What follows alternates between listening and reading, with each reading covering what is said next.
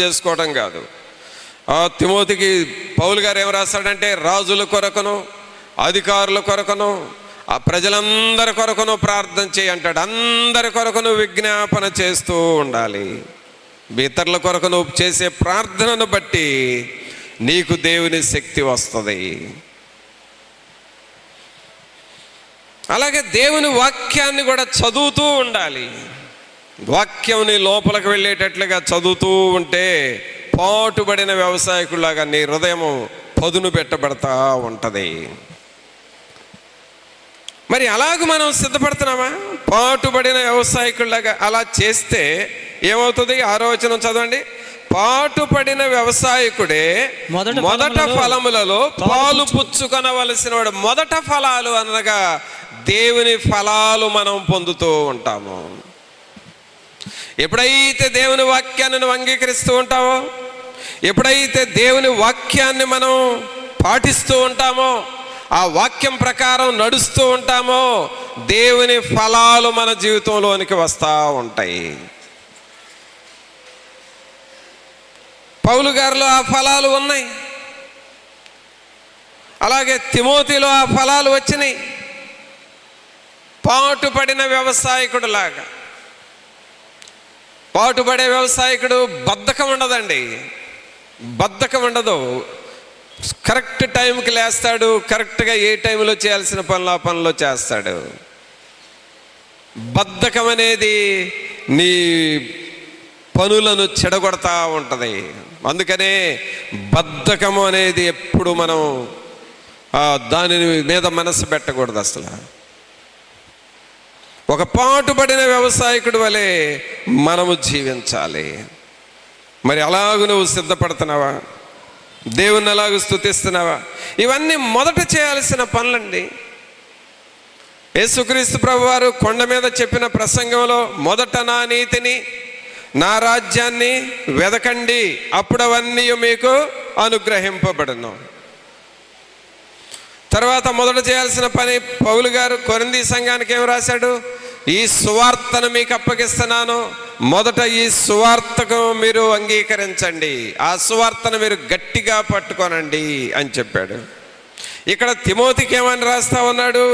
పాటుబడిన వ్యవసాయకుడే మొదట ఫలములలో పాలు పుచ్చుకొనవలసిన వాడు కనుక ఒక పాటుబడిన వ్యవసాయకుడిలాగా మీరు దేవుని పనిని చెయ్యండి. దేవుని పనిని మీరు చేస్తూ ఉండండి. ప్రభునంతులారా, అలాగూ మనల్ని మనం సిద్ధపరచుకోవాలి దేవుని పనులు చేయటానికి. అలాగే దేవుని ఆత్మ మనలోనికి వచ్చులాగున మన హృదయాల్ని మనం సిద్ధపరచుకుంటూ ఉంటే ప్రభు తన ఆత్మను మనలోనికి పంపిస్తూ ఉంటాడు. నువ్వు కనిపెట్టి ప్రార్థన చేస్తూ ఉంటే ఆయన ఆత్మ నీలో నింపుతూ ఉంటాడు. అది మనం నేర్చుకోవాలి. తర్వాత ఇంకా మనం చేయాల్సిన పని ఏమిటి అని అంటే, చూడండి దేవుని వాక్యంలో మత్తయి సువార్త 5వ అధ్యాయము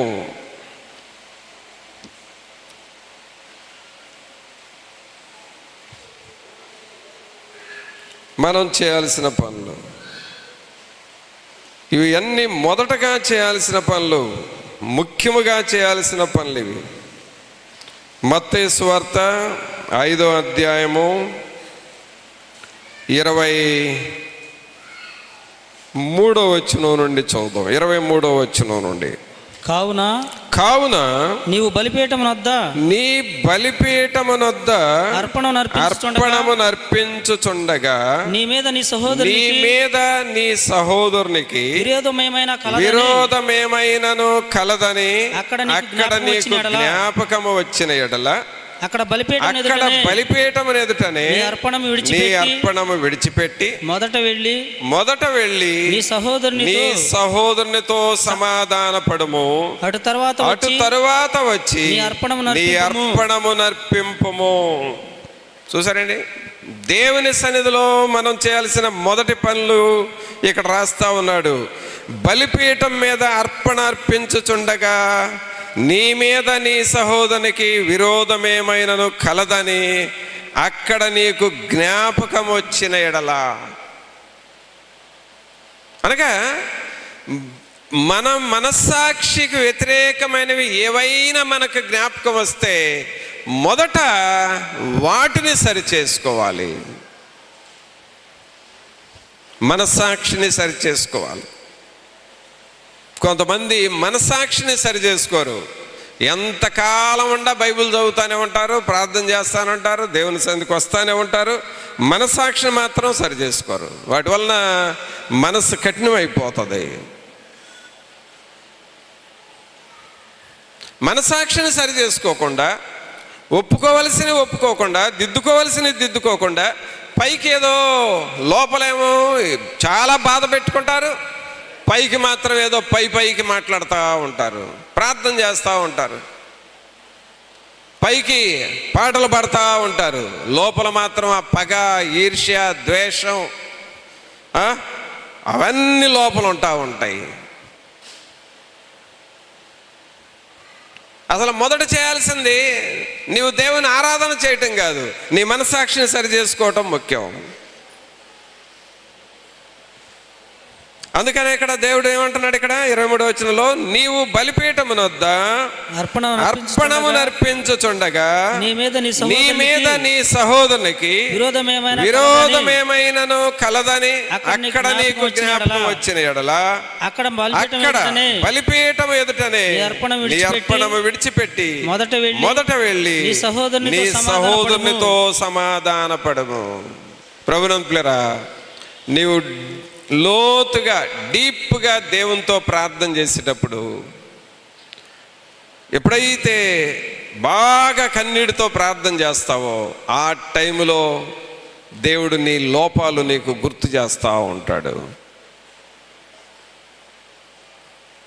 ఖాళీగా కూర్చున్నప్పుడు కంటే దేవునితో వ్యక్తిగతంగా లోతుగా ప్రార్థన చేస్తూ ఉంటావు చూడు, ఆ టైంలో మన లోపాలన్నీ దేవుడు చూపిస్తాడు. వాటిని నువ్వు ఒప్పుకోవటం ప్రారంభించాలి. మనం ఎవరికి ఏమేమి లోపాలు చేస్తున్నామో, ఎవరికి అన్యాయాలు చేస్తున్నామో అవన్నీ దేవుడు మనకు గుర్తు చేస్తూ ఉంటాడు. వాటిని నువ్వు ఒప్పుకుంటూ ఉండాలి, సరి చేసుకుంటూ ఉండాలి. నువ్వు ప్రార్థన చేసేటప్పుడు నీకు గుర్తొచ్చినాయి, మళ్ళీ లేట్ అయిపోతే మర్చిపోయే అవకాశాలు ఉన్నాయి. అందుకని వెంటనే వాటిని రాసుకోవాలి. దేవుడు నాకు ఈ లోపాన్ని చూపించాడు, దీన్ని నేను సరి చేసుకోవాలి అని నువ్వు వెంటనే రాసుకోవాలి ఒక చోట. అందుకే డైరీ ఎప్పుడు ప్రక్కన ఉండాలి.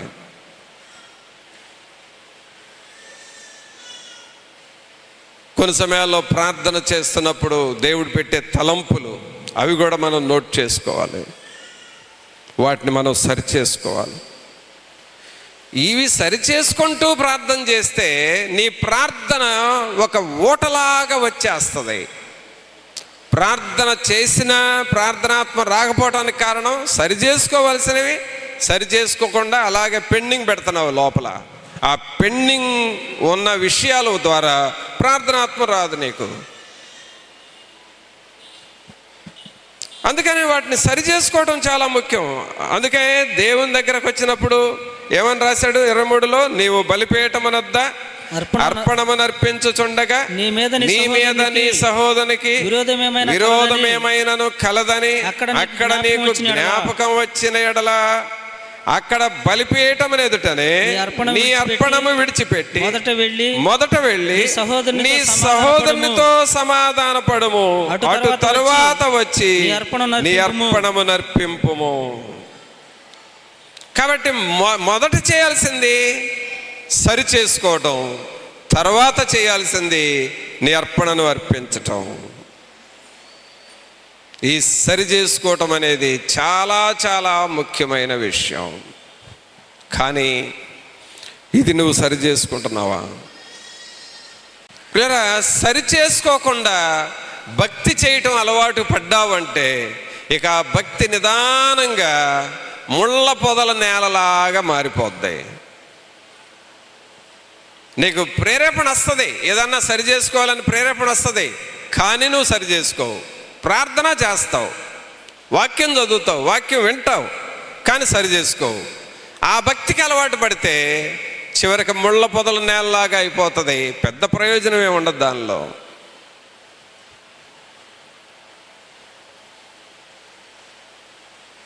పెద్ద ప్రయోజనం ఏముండదు. కాబట్టి నువ్వు సరి చేసుకోవటం చాలా ముఖ్యం. సరి చేసుకోవడం చాలా ముఖ్యం. తర్వాత మరొక మాట చూద్దాం. మత్తయి సువార్తలోనే 23వ అధ్యాయం తీయండి. 23వ అధ్యాయము 25వ వచనం నుండి చూద్దాం. 25, 26 వచనాలు. యేసు ప్రభు చెబుతున్న మాటలు ఇవి.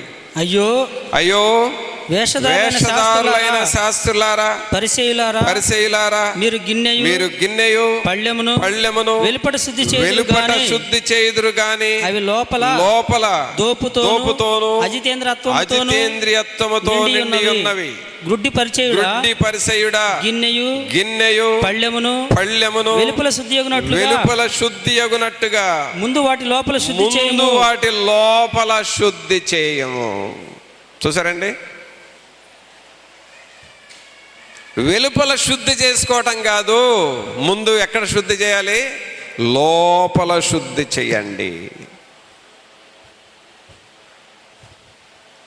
లోపల శుద్ధి చేసుకోండి. ఏదో ప్రార్థనకు వెళుతున్నాము అనే తృప్తి కాదు, వెలుపల శుద్ధి చేసుకోవడం కాదు, లోపల ఏం చేస్తున్నావు? లోపల ఎన్ని హానికరమైన మాటలు మాట్లాడుతున్నావు?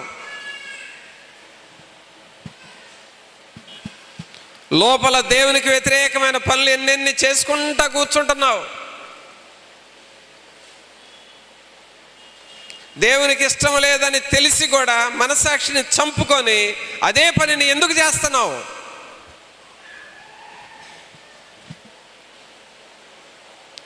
వెలుపల శుద్ధి చేయటం కాదు, మొదట లోపల శుద్ధి చేసుకోనండి అని చెబుతున్నాడు. గ్రుడ్డి పరిసయుడా గిన్నెయు పళ్ళెమును వెలుపల శుద్ధి అగునట్లుగా ముందు వాటి లోపల శుద్ధి చేయండి. నీ లోపల నీ మనస్సాక్షిని శుద్ధి చేసుకో. నీ ప్రార్థన జీవితానికి ఏం ఆటంకం ఉందో వాటిని తీసేసుకో. ఏ సహోదరుడి మీద నీకు ఆయాసము బాధ ఉందో మొదట ఆ విషయంలో క్షమాపణ కోరుకొని సరి చేసుకో. అది సరి చేసుకోకుండా పైకి భక్తి చేసుకుంటా కూర్చున్నా నువ్వు ఎంతకాలం చేస్తావో అంతకాలము ఆ శోధన నిన్ను వెంటాడుతూనే ఉంటుంది.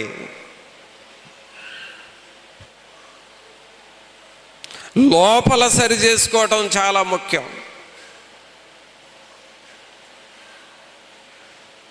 ఒక వ్యక్తిని క్షమించలేని మనసు ఉండొచ్చు. ఆ పరిస్థితిని అలాగే లోపల పెట్టుకొని నువ్వు పైన భక్తి చేసినా ఉపయోగం లేదు. సరి చేసుకో, మనసాక్షిని సరి చేసుకో, ప్రార్థన జీవితాన్ని సరి చేసుకో. నీ పొరపాట్లు ఏమైనా ఉన్నాయేమో ఆలోచన చేసుకో. నువ్వెవరినైనా క్షమాపణ కోరుకోవాలంటే క్షమాపణ కోరు. దేవునికి ఏదైనా ఇవ్వాల్సింది బాకీ ఉంటే లేక చెల్లించాల్సింది చెల్లించకుండా ఉంటే మొదట అది సరి చేసుకో. నీవు దేవునితో చేసిన ప్రమాణాలు ఏమన్నా ఉండి చేయకుండా ఎగరగొట్టుంటే మొదట అవి సరి చేసుకో. నువ్వు ప్రార్థన జీవితంలో మరి ఎక్కడ ఓడిపోతున్నావో, ఎక్కడ పొరపాట్లలో పడిపోతున్నావో అది సరి చేసుకో. ఒక్కసారి కూర్చో, ఆలోచన చేసుకో. నా పొరపాట్లు ఏమిటా నువ్వు ఆలోచించుకుంటే దేవుడు నీకు అన్నీ చూపిస్తాడు. ప్రభు నీకు అన్నీ చూపిస్తాడు. వాటన్నిటిని నువ్వు ఒప్పుకొని సరి చేసుకుంటా ఉంటే నీ భక్తి ఒక ఓటలాగా, ఒక జీవపు ఓటలాగా మారిపోతుంది. ఇది లేకుండా ఊరిక ఏదో పైన భక్తి, దానివల్ల ఏంటి ఉపయోగం? లోపల సరి చేసుకోకుండా పైకి ఏదో ప్రార్థనకు వెళ్ళి వచ్చామనని తృప్తి, ఏంటి దానివల్ల ఉపయోగం? మనుషుల మీద బాధ, లేక ఆయాసం, ఏదో పగ, ద్వేషం ఉంటుంది. కానీ నువ్వు ప్రభు బల్లారాధనలో కూడా పాల్గొంటావు అవి ఒప్పుకోకుండా. ఏంటి నీకు ఉపయోగం అసలు?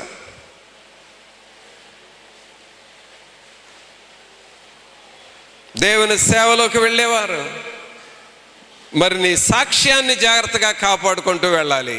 సాక్ష్యాన్ని చెడగొట్టుకుంటూ దేవుని పనిలోకి వెళ్ళినా ఏంటి ఉపయోగం? కావున ప్రభువునందు పిల్లరా, పరిశుద్ధాత్ముడు మనల్ని సరిచేస్తాడు. పరిశుద్ధాత్ముడు మనల్ని బాగు చేస్తాడు. పరిశుద్ధాత్ముడు తన రూపంలోనికి మనల్ని చెక్కుకుంటాడు. మనం చేయాల్సింది ఏమిటంటే ముందు లోపల శుద్ధి చేయటం నేర్చుకోవాలి. లోపల శుద్ధి చేయటం. అందుకని ఒక భక్తుడు ఏమంటాడంటే, బయట ప్రపంచంలో నువ్వు జయము చూడాలంటే లోపల ప్రపంచంలో శుద్ధీకరణ జరగాలి అని అంటాడు. బయట నువ్వు జయం చూడాలంటే లోపల శుద్ధీకరణ జరగాలి. బయట ఉన్నవి నువ్వు జయించాలంటే గదిలో నువ్వు మొరపెట్టే వ్యక్తివిగా ఉండాలి అని ఇంకొక భక్తుడు అంటాడు. బయట నువ్వు జయించాలంటే నువ్వు గదిలో మొరపెట్టే వ్యక్తివిగా ఉండాలి. మరి అలాగ మనం సిద్ధపడుతున్నామా? అలాగ మన హృదయాల్ని పరీక్ష చేసుకుంటున్నామా? అలాగ మనల్ని మనం పరిశీలన చేసుకుంటున్నామా? కాబట్టి మనం చేయాల్సిన పనులు, దేవుని సువార్తకు నువ్వు మొదట విలువ ఇవ్వాలి అని విన్నాము. అలాగే దేవుని పనిలో పాటుపడిన వ్యవసాయకుడిలాగా నీవు మొదట నీ హృదయాన్ని గురించి, నీ ఆత్మీయ జీవితాన్ని గురించి ప్రయాసపడాలని మనం వింటున్నాము. అలాగే అర్పణను అర్పించడం కంటే సహోదరునితో సమాధాన పడటం ముందు చేయాల్సిన పని అని మనం వింటున్నాము. అలాగే వెలుపల శుద్ధి చేయటం కంటే కూడా లోపల శుద్ధి చేయటం చాలా ప్రాముఖ్యమైనది అని మనం వింటున్నాం. చివరిగా మరొక మాట చూద్దాం. మనం చేయాల్సిన మరొక పని, కొరింథీయులకు రాసిన పత్రిక 2వ కొరింథీ చూడండి. 2వ కొరింథీ 8వ అధ్యాయము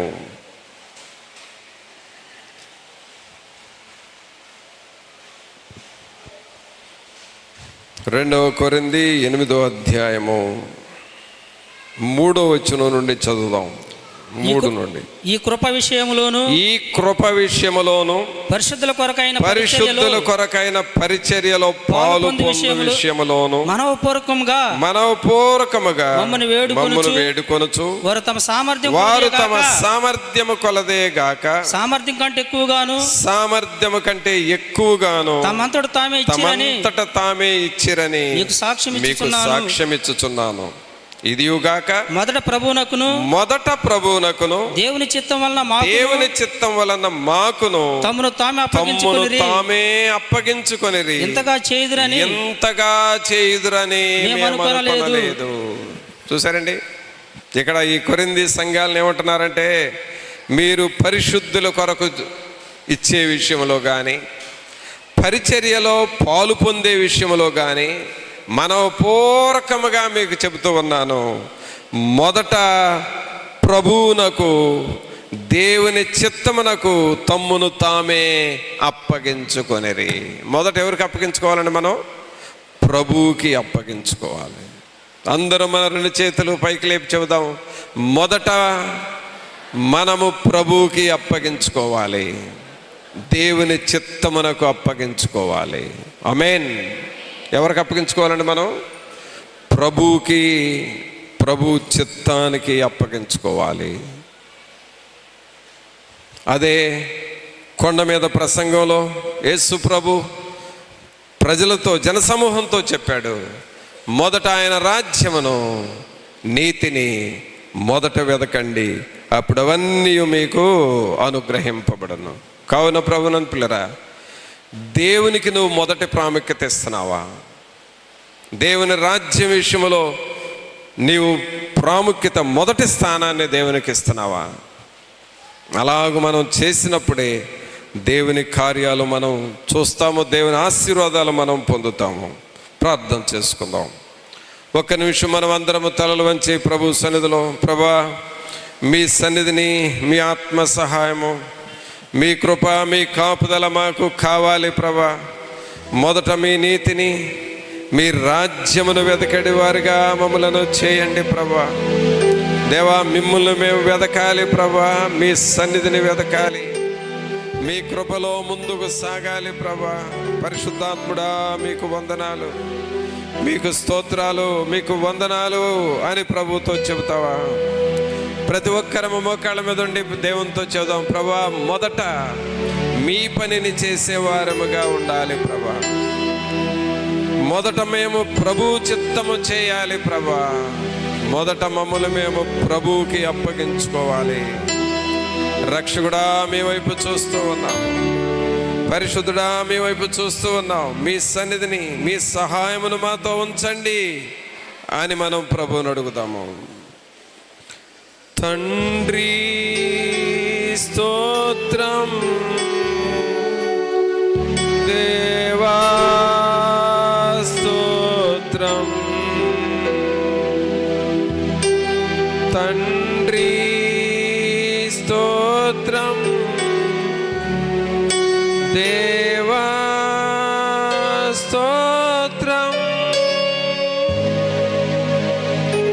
స్తోత్ర బలి అర్పించెదము, మంచి యేసు మేలు చేసెను. స్తోత్ర బలి అర్పించెదము, మంచి యేసు మేలు చేసెను. చేసెను మేలు నిన్నో, మారి మారి పొగడెదను. చేసెను మేలు నిన్నో, మారి మారి పొగడెదను. తండ్రి స్తోత్రం, దేవా స్తోత్రం, తండ్రి స్తోత్రం, దేవా స్తోత్రం. ప్రాణమిచ్చి నన్ను ప్రేమించి, పాపం తొలగించి కడిగితివే. ప్రాణమిచ్చి నన్ను ప్రేమించి, పాపం తొలగించి కడిగితివే. నీ కొరకు బ్రతుక వేరుపరచి, సేవ చేయు కృపణించితివే. నీ కొరకు వెతుక వేరుపరచి, సేవ చేయ కృపణించితివే. తండ్రి స్తోత్రం, దేవా స్తోత్రం, తండ్రి స్తోత్రం, దేవా స్తోత్రం. అవును ప్రభా, మొదట నేను మీ రాజ్యమును వెతికే వ్యక్తిగా మారాలి. మొదట మీ పనిని చేసేవారముగా మేము మారాలి ప్రభా. మొదట మేము మనస్సాక్షిని సరిచేసుకునే వారముగా మారాలి ప్రభా. మొదట మేము మమ్మల్ని మేము సువార్తకు అప్పగించుకునే వారముగా మారాలి ప్రభా. అయా, దేవుని చిత్తమునకు, ప్రభువునకు అప్పగించుకునే వారముగా మేము మారాలి ప్రభా. పరిశుద్ధాత్ముడా, మీ వైపు చూస్తూ ఉన్నాం తండ్రి, మీ వైపు చూస్తూ ఉన్నాం. మీ కృపలో బలపరచండి అని మనం ప్రభువుని అడుగుతామా? పరిశుద్ధుడైన మా ప్రభా, మీకు స్తోత్రాలు, వందనాలు చెల్లిస్తూ ఉన్నాము. మా హృదయాలు స్తోత్ర బలులు మీకు చెల్లించాలి. జెహోవా బలులు మేము మీ కొరకు చెల్లించాలి ప్రభువా. అట్టి కృపను మా అందరికీ మీరు దయచేయండి. ఈ ప్రియులైన వారిని అందరిని మీరు దర్శించండి. విన్న వాక్యం మీ హృదయాల్లో నిలిచి ఫలించులాగున చేయండి. మొదట మా మనస్సాక్షిని సరి చేసుకోవడం ముఖ్యం. లోపల ఉండేది లోపలే ఉంచి పైన రంగులు దిద్దితే ఉపయోగం లేదు ప్రభువా. కావున లోపల శుద్ధి చేయటం చాలా అవసరము. ఆ మనస్సు మాకు దయచేయండి. దేవుని సన్నిధిని మేము అనుభవించు వారముగా చేయండి. మీ కృపలో బలపరిచి నడిపించమని నజరేయుడైన యేసు నామమున అడిగి వేడుకొనుచున్నాము తండ్రి. ఆమేన్.